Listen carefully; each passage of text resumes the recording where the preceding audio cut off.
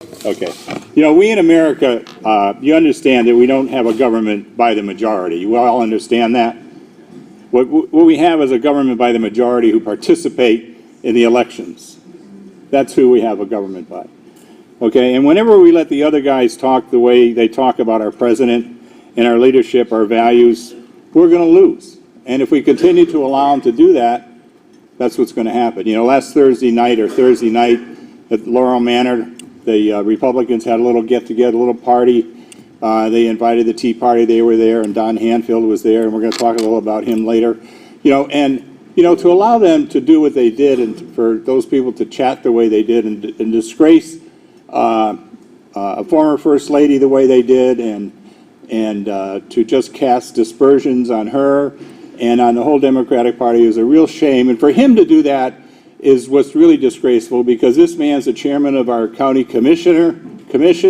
He's the chairman of the Central Health Alliance, you know, the Villages Hospital.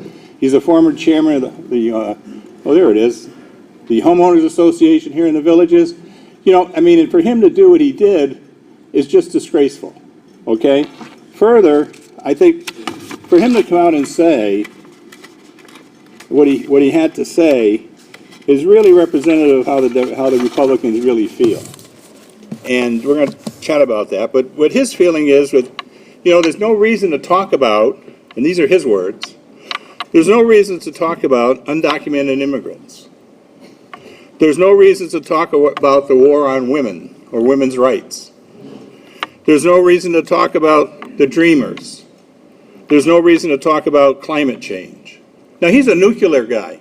He knows what's going on, and for him to stand up and talk that way, it's just it just says a lot about him. There's no reason to talk about the Affordable Care Act. And yet in Florida leads the country in enrollees in the Affordable Care Act. You know, and for him to come out and say that these are just distractions and they don't really mean anything really says a lot about a guy who's running for state representative to replace Marlene O'Toole. Now, I think we're going from the frying pan into the fire when he gets elected, or if he gets elected. So, you know, Don Hanfield, I think at least he could get a better wig, you know, but to me, I think that's disrespectful to a former First Lady. I think it's disrespectful to our country, and I think Don Hanfield ought to be called on it. So that's my feeling about Don Hanfield. So,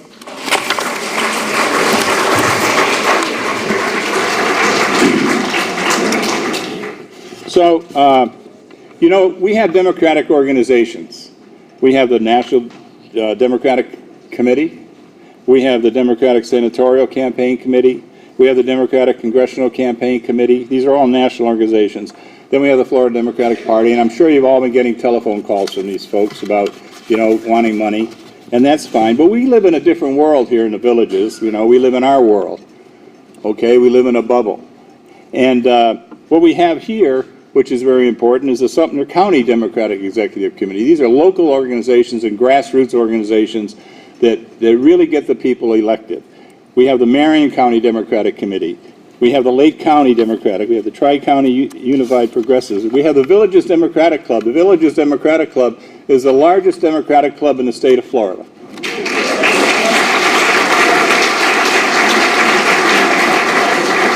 We have the new Villages Women's Democratic Club. We have the Liberal Women's Social Club. We have the Blue Crew. So there's a lot of activity going on in our little world, okay, of the villages, or our little bubble. But let's take a look at the way voting has gone. Okay, let's take a look at the way voting has gone just in this country in the past couple of years. In 2008, 62% of the voters in the United States voted. That's a huge number. 62% went out and voted. In 2014, have any idea what the number was of voters? It was 36%. Only 36% of the people in the United States voted in 2014. That's a shame. You know, and in Florida, we elected a governor with 64,000 votes. That's how he got elected. There were 64,000 votes. That's 50%. Only 50% of the registered voters in the state of Florida voted, and we elected who we got. Now, you know, there's a reason for that. Okay, 50% voters. 6 million voters in Florida didn't go to the polls. And that's a shame. Now, in the villages, that's a little different in the villages. Okay, because we really don't have a lot of other things to do except golf and pickleball and things like that, so we like to vote, all right? But what happened in the villages? Okay, well, what happened in the villages was pretty good, okay? In the villages overall, there's about 62% of the registered voters in the villages voted. That's very good, you know, overall compared to, you know, the national election, okay? What's kind of disturbing is that what went into that number, that 62%, is we didn't do a good job in getting Democrats to the polls in the villages. We just didn't. Maybe they were busy that day. Maybe they had a golf game that day. There were 12 days to vote. Okay, we only had 62% of the registered voters voted. You know, our friends, the Republicans, had 82% of their folks went out and voted in the villages. So what we need to do is we need to spend a lot of time getting people registered, but more importantly, we need to spend a lot of time getting people to the polls and voting. And how do we do that? Well, we take maybe we take a page out of the Republican playbook here in the villages. Does everybody know what a precinct is? Okay, well, you know, I think everyone refers to a precinct as where I go to vote. Okay, I go to vote at my precinct, you know, and that's what a precinct is. But it's not really just a building. A precinct is your fellow neighbors, okay, Democrats and Republicans, that's where they go to vote.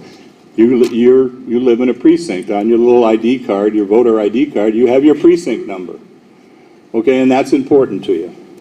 Something strange happened in Sumter County in 2012.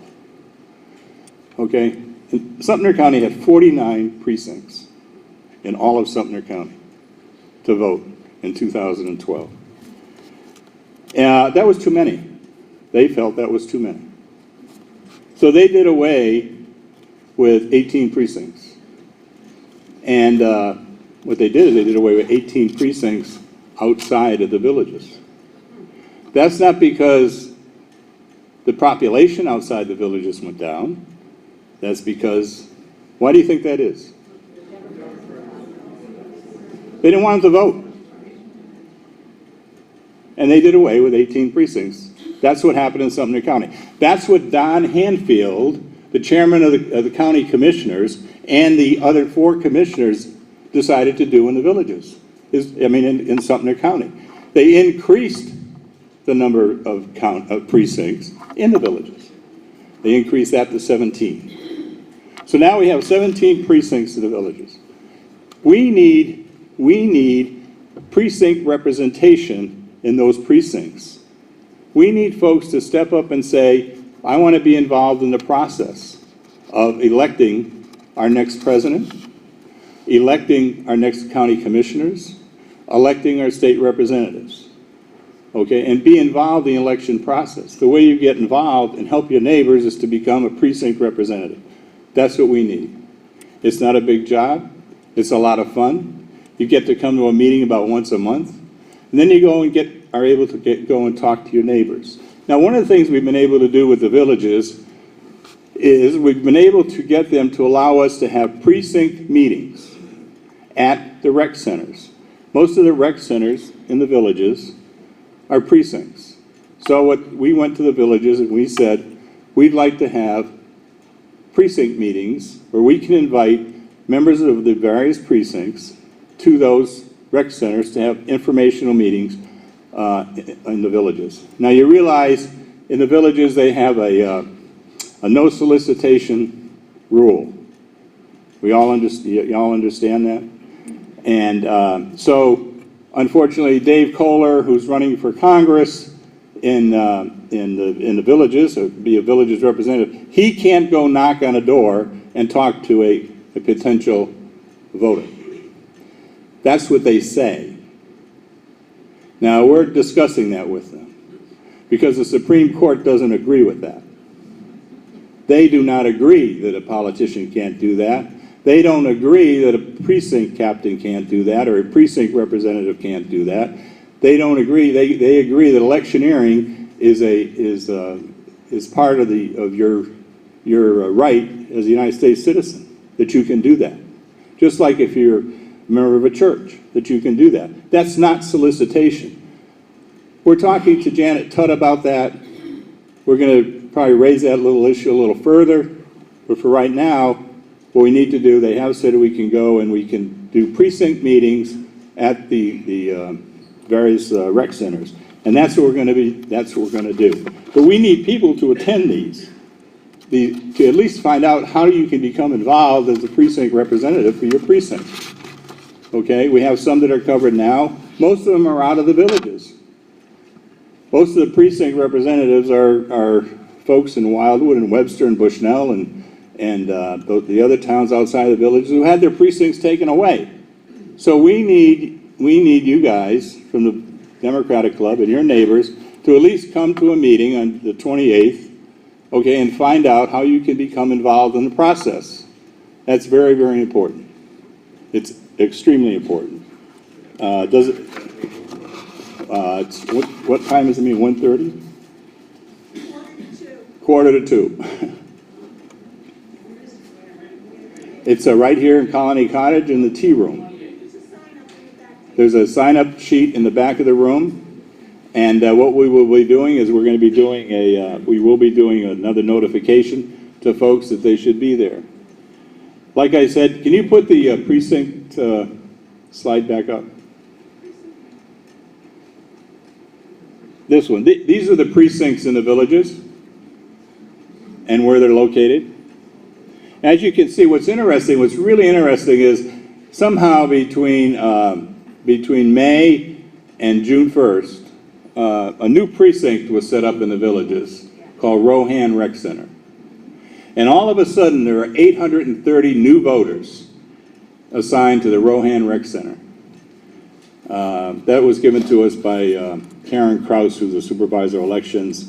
We're asking her to at least let us know who those 830 voters are, because, where did they just appeared? We don't see them. We don't get a list. We get a list of new voters every month, and all of a sudden there's 830 in the Rohan Rec Center. And also Lake County, there are 2 precincts in the villages in Lake County. There are actually 3 precincts. And in Marion County, there are 4 precincts from Marion County that vote at the Mulberry Rec Center. And the Marion County folks need precinct representatives for those precincts as well, as does Lake County. And you can, again, come to the meeting on the 28th. Now, where our club members live in the villages is kind of interesting. And Roger Novak put this slide together. You can see that we're spread out all over the villages. Lake County, Marion County, the middle of Sumter County is where most of us live. And now we have Fruitland Park. That's a new. I guess they're all the ones that are going in the Rohan Rec Center. Although there's nobody living there yet, but I guess that's a number that they picked out of the hat or something. Okay. So why are there precinct captains? They're there to assist with providing information about candidates and issues, to answer questions about the ballot, to assist voters. And these are all things that the club and the Democratic Executive Committee can assist the precinct representatives with, to keep them informed so they can keep their neighbors informed. And it's very important that they do that. And to make sure the voters know when and how and where to cast their ballots. Harry Truman, Harry Truman was a great president, great Democratic president. And, he was involved with being a precinct captain. That's how he first got started out in politics. And one of the things he said was that the most important job he ever had was as a precinct captain. He was introduced not as a former president, and this is the way he always liked to be introduced, not as a former president, but as the #1 precinct captain. He was just as proud of that title as he was with the title of President of the United States. And when he went back to civilian life, okay, he went back to being a precinct captain. And he went back to being a precinct worker and a precinct captain. In politics, the work done in the precincts, that's the most important work that can be done. And it's working with your neighbors and your friends and like folks here in the Villages Club. I mean, this club 4 years ago or 4 years ago or 5 years ago, this club had 200 people. We have 1,300 members now. That doesn't happen easily. And we have 14,000 Democrats in the Villages. And we need to talk to those folks. 14,000 in the Villages, in your world, in our world. Okay, so precinct work, that's the most important job you can do. Even Abe Lincoln thought that when he was president, and it has to be well organized. It has to be well organized, and your voters will be sure to cast their ballot. That's the most important thing that we can do this year is to vote.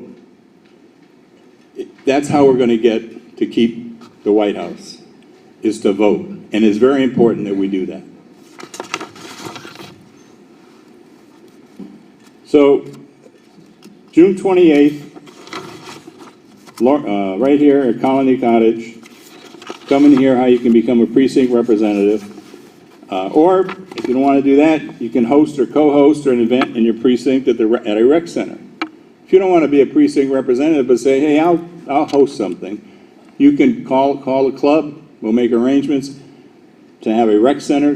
Your precinct will host a meeting at that rec center and invite folks in that precinct to come and learn about what's going on, not just on a national level, but what's going on a local level, because what's going on a local level impacts us greatly, as greatly as what's going on nationally.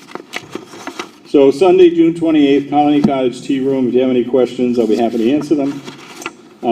I'll show you the 4 sheets of Republicans here who are precinct captains. Kind of interesting. And but if you have any questions, I'll be happy to answer them. Otherwise, see you on the 28th of June. Thanks.